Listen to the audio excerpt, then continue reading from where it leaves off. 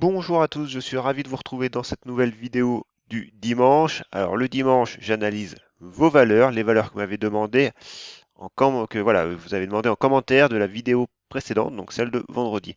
Avant toute chose, n'hésitez pas à vous abonner. Vous êtes plus de la moitié à me regarder sans être abonné. C'est pas normal. Donc voilà, abonnez-vous et activez cette petite clochette de notification. Ça permettra à YouTube de vous tenir informé, hein, notamment de cette vidéo que je ne publie pas, je ne fais pas de tweet généralement sur mes réseaux sociaux.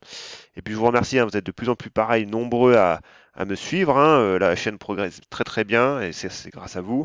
Et puis également sur Twitter aussi où je suis très actif, hein, c'est mon principal réseau. Voilà, à chaque fois voilà, vous accueillez mes différents tweets vraiment chaleureusement et je vous en remercie. Et puis enfin, le petit avertissement, simplement mes analyses, hein, que je fais en vidéo et qui sont uniquement à but pédagogique, hein, voilà, je ne fais pas de conseils, surtout pas. Et évidemment, voilà, ce ne sont que des avis personnels, ça n'engage que moi. Par contre, voilà, ça permet de vous confronter vos analyses aux miennes, voilà, dans votre démarche de formation.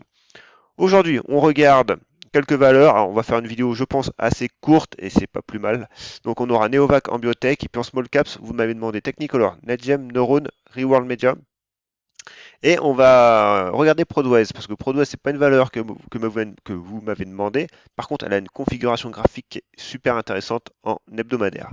Et enfin, en grosse valeur, on aura Europcar et Charger. Voilà, je vous retrouve tout de suite sur la plateforme TradingView. Nous voici donc sur la plateforme TradingView. C'est la plateforme avec laquelle vous voyez tous mes graphes sur tous mes réseaux sociaux, notamment Twitter, Facebook ou Instagram. N'hésitez pas d'ailleurs à aller voir mon compte Instagram. Je publie du contenu également, car ce soit des graphes, mais également du contenu un peu plus graphique adapté à cette plateforme. Également aussi, vous m'avez demandé le code de mon indicateur. Alors l'indicateur, en fait, ici, il est très très simple. C'est simplement pour contourner une limitation que j'avais, parce que je ne l'ai plus maintenant, mais que vous avez quand vous avez un compte gratuit chez TradingView, vous pouvez afficher que trois indicateurs. Donc simplement, vous affichez un MACD, une moyenne et un volume, et vous êtes déjà arrivé à 3. Donc, vous pouvez coder votre indicateur voilà, personnellement et y mettre plusieurs indicateurs à l'intérieur. Ça vous permet donc de contourner cette limite. Alors, le code, il est là, il est entier. Donc, parce qu'on m'a posé la question, mais oui, oui, il est entier, hein. Alors, je pense que je ferai un article bientôt sur le site rapide pour voilà, vous démontrer, vous écrire un peu la démarche et puis ce qu'on peut mettre dedans. Alors moi, c'est très simple, hein, c'est des moyennes mobiles principalement, donc une 200 ici, une 50, une 20. La 20 qui est compris d'ailleurs dans les bandes de Bollinger surtout, mais voilà, pour moi, il n'y a rien de plus. Vous pouvez ajouter, hein, d'autres choses, du MACD, du. Alors après, il faut essayer de retrouver les codes sources à droite à gauche, mais voilà, pour de la moyenne, c'est pas très très compliqué et ça permet vraiment de contourner cette limite. Mais je ferai un petit article d'ici une semaine ou deux, je pense. Donc, commençons sur Neovac. Alors, Neovac, je ne l'ai plus trop en tête. On se remet en graphe hebdomadaire comme à chaque fois. Ça permet de nous reprendre un petit peu la vision historique du titre. Bon, qui ici, hein, sans grande surprise, est quand même baissière. On voit très bien, les plus hauts sont de plus en plus bas et les plus bas sont quand même de plus en plus bas. Même si depuis, on va dire, début d'année, on latéralise, mais attention, sur l'unité hebdomadaire, la latéralisation, oui, en gros, même plus je zoome et moins on latéralise en fait. On latéralisait dans ce range-là, mais clairement, voilà, la semaine dernière, on l'a cassé et aujourd'hui, cette semaine, on l'a confirmé. Donc oui, on latéralise plus, la tendance de fond reprend simplement ses droits et on peut tracer voilà, ici un hebdomadaire, une oblique baissière, support, mais baissière. Et voilà, ça nous fait. Alors, actuellement, on est également aussi sur la bande de Bollinger inférieure. Mais voilà, si on continue notre chute, bon, on peut toujours se raccrocher à cette oblique baissière. Clairement, ici, il n'y a pas grand chose à faire, hein. Simplement, c'est baissier. C'est ultra baissier.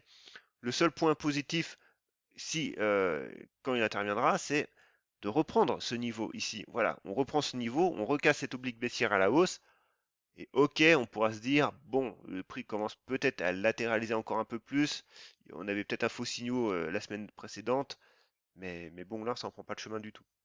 Donc, bon, pas grand-chose à dire, hein. Cette cassure est très moche.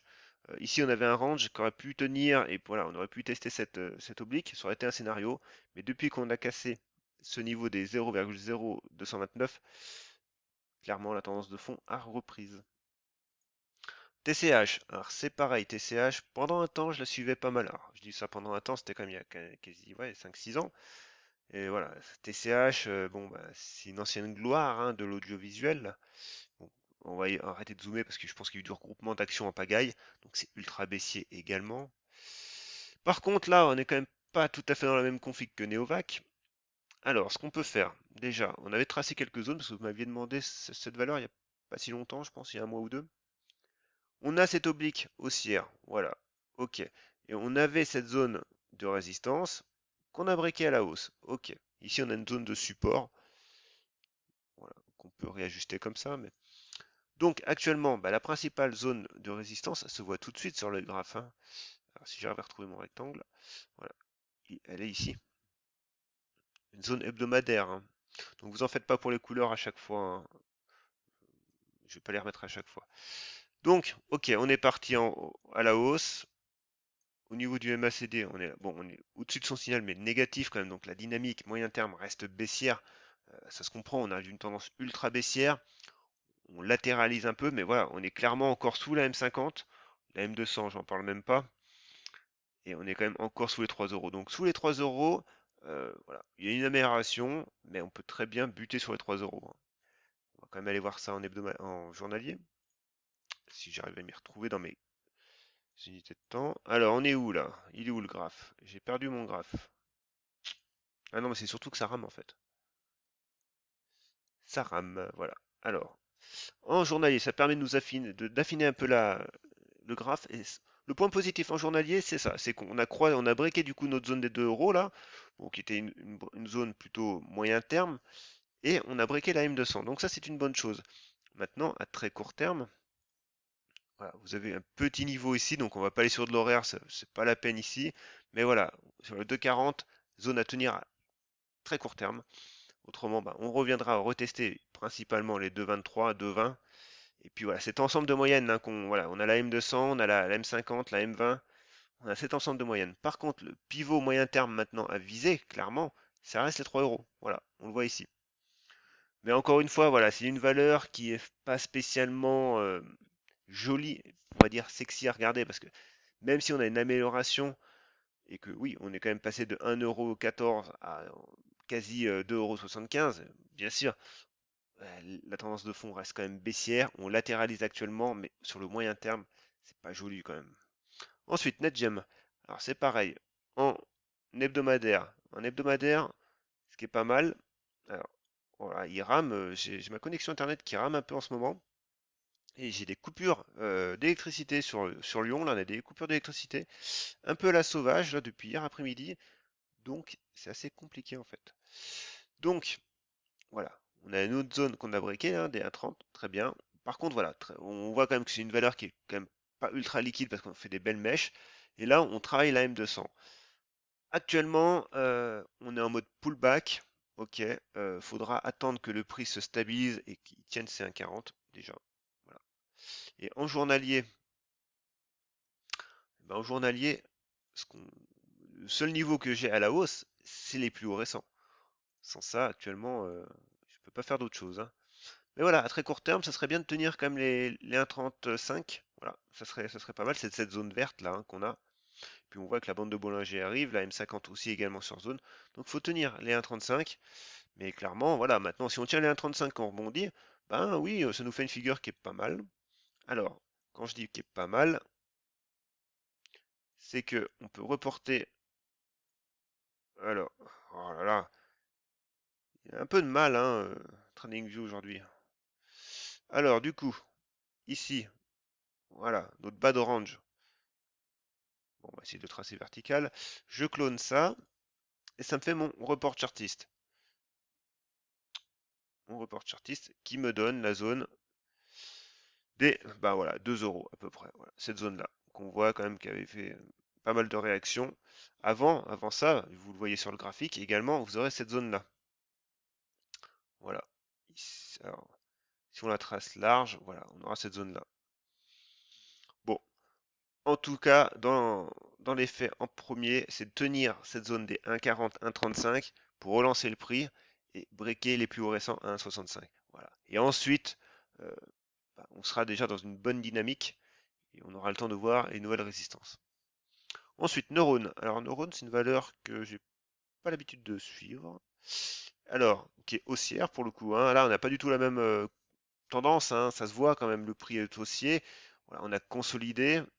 Alors ici, on est en hebdomadaire quand même, donc on a consolidé. Donc, on a des gros niveaux là déjà.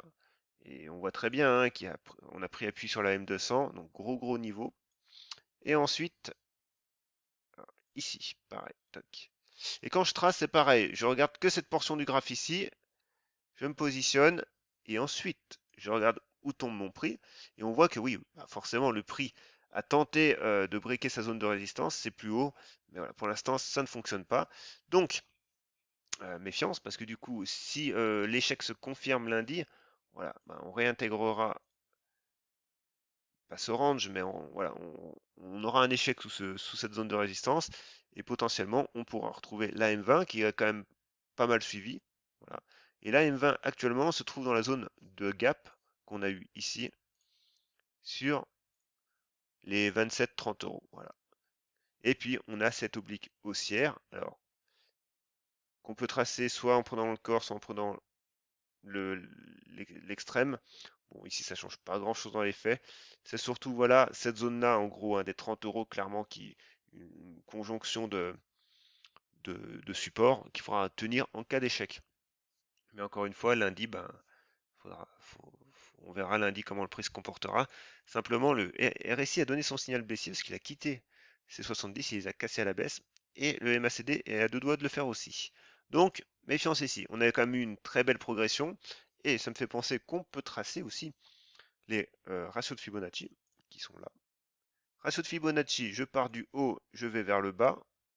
Toc. Alors moi, ces ratios de Fibonacci, alors si on va dans la on va dans la configuration. Ouais, bon déjà j'en ai enlevé pas mal et surtout j'ai cliqué inverse. Voilà, ça me permet du coup de suivre le mouvement du prix. On part de 0% de consolidation à 100% de consolidation. Donc là, clairement, les niveaux, bah, le premier, on voit très bien, les 23,6 ont fonctionné. Et le deuxième, les 38,20, bah, voilà, collent parfaitement aux 30 euros. Donc, clairement, les 30 euros, si on a un échec lundi, hein, clairement qu'on confirme cet échec, et ben voilà, ça sera notre zone privilégiée. Ensuite, j'ai Reworld Media. Un Reworld Media, bah, pas grand chose à dire, simplement, on avait cette oblique. Alors, j'avais tracé cette oblique là. Est-ce que je l'avais tracé en journalier ou pas? Non, je pense pas. Donc, on l'avait tracé en hebdomadaire et en hebdomadaire. Alors, ce qui est marrant, c'est que je ne l'ai pas touché, on s'est arrêté pile dessus. Mais là, elle est quand même voilà, au niveau du point 2, il faudrait plutôt se mettre comme ça. Et voilà, là, on a clairement un bon contact et un troisième contact. Cette, cette résistance oblique, sincèrement, c'est un cas d'école. 3 points parfaitement équilibrés. Donc, évidemment, à court terme, on bloque dessus. Donc maintenant, il n'y a pas de signaux baissiers encore, on voit, hein, on est toujours bon. Mais faut affiner ça en journalier. Et en journalier, eh ben, clairement, maintenant, déjà, on aura cette zone-là à tenir. Donc, en gros, des 4 euros. Voilà. Et puis là, je peux pas en dire plus. On a une zone de gap, évidemment, mais on a notre zone de breakout aussi. Donc, on va affiner ça en 1 heure. En 1 heure. Alors, j'ai rien d'autre qui s'affiche ou pas? Non. Bon. Bref, bah, en 1 heure, clairement, on latéralise. Ah bah si, mais ça rame encore en fait. Voilà. Oh là là, ça a du mal, hein. Ça a franchement du mal aujourd'hui. Alors, clairement, voilà, notre zone des 4,11, 4,15, en gros, hein, bah, c'est le bas de notre range, entre guillemets, très court terme, qui est là, et la M20 arrive à toute vitesse, hein. Donc, bah voilà, en fait, hein, donc forcément les signaux ont été donnés parce qu'on latéralise.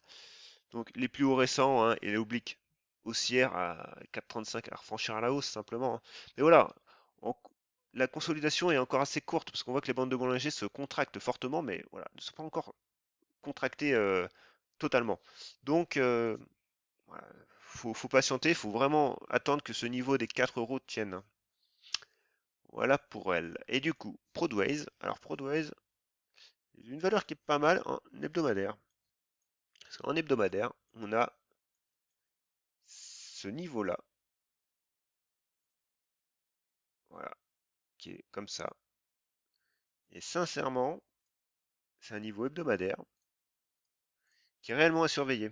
Alors la M200 commence tout juste son calcul parce que c'est une valeur voilà, qui n'a pas été peut-être où j'ai pas beaucoup d'historique sur TradingView, c'est possible aussi. Mais clairement, voilà, on bloque du coup sur cette zone de résistance des 3,15 et simplement les plus hauts récents ici sont à surveiller, les 3,35, si on veut réellement passer la seconde sur Prodways. Alors, est-ce que voilà, est-ce que je vais arriver à tracer ça correctement? Voilà, une petite oblique haussière et un support clairement à tenir hein, sur les 2,50. Voilà. Si on échoue les 2,50, on repartira à la baisse. Et ce niveau-là des 3 euros restera valable, mais voilà, il faudra plus de temps nécessairement. Donc c'est une valeur franchement qui est à suivre. Et enfin, les deux valeurs que m'avez demandé sur le SBF 120, donc ECAR, là, je vous fais pas un dessin, clairement, c'est ultra baissier, encore une fois. Alors, notre oblique, elle a été cassée à la hausse, mais alors très très mal cassée, hein, parce qu'en gros, voilà, on a fait une fausse cassure, on a réintégré. Ce qui compte actuellement, c'est ce seuil horizontal, en fait. Hein, voilà. Si vous devez classer la pertinence entre les mouvements, les résistances obliques et les résistances résistance horizontale, clairement, c'est les niveaux horizontaux qui prédominent. Hein, voilà. Donc ici, ben, faut tenir ce niveau des 0,26, 86. Par contre, à la hausse, moi je ne parle pas de hausse, quoi que ce soit, sous 0,53. Voilà. Parce que clairement, on latéralise, mais vu la tendance, on latéralise très très peu encore. Hein. Et avant d'avoir un retournement ici, je pense qu'il va se passer encore quelques séances hein, en hebdomadaire. Ensuite, la dernière, chargeur. Alors chargeur, on est en hebdomadaire. Un chargeur, voilà, bon, fort mouvement, on a consolidé. Et puis, on avait ce niveau-là, alors qu'on avait cassé fausse cassure hein, en avril dernier. Et puis là, on revient dessus. Voilà, donc à tenir. Parce qu'on a quand même nos moyennes qui sont en support. Bon, la M200 est plate, donc la M200 est là. Clairement, voilà, ça sera un niveau à surveiller si jamais les 21, la zone des 21 ne tient pas. Mais clairement, en premier, c'est les 21,50, 21,30. Est-ce que non, ouais, zone des 21, 21,80. Voilà, je vais y arriver. À tenir en premier. Voilà, si vous ne tenez pas cette zone, ok, vous pourrez regarder cette zone-là des 19-20 euros. Et puis si ça tient, et bien évidemment, votre prochain niveau, il est ici. Voilà, les 28 euros. Mais clairement, faut tenir les 21, faut les tenir. Voilà, un petit support oblique qui fait plaisir. Comme ça. Voilà. Donc, premier niveau, on résume 21,50 à peu près la médiane. Et le second, ben, les 19,60, 19,65. Voilà. Mais c'est pareil, encore une fois, si on échoue ici, qu'on repasse à la baisse, ça mettra pas nécessairement tout le mouvement haussier en péril. Par contre, voilà, ça sera une alerte, quoi, que le prix reste faible. Voilà, c'est tout pour cette vidéo, 18 minutes, on est pas mal. Encore une fois, si vous voulez apprendre à faire des analyses, eh ben, j'ai mon site où je propose tout un ensemble de cours et que je mets régulièrement à jour. D'ailleurs, je vais bientôt mettre en ligne celui des gaps.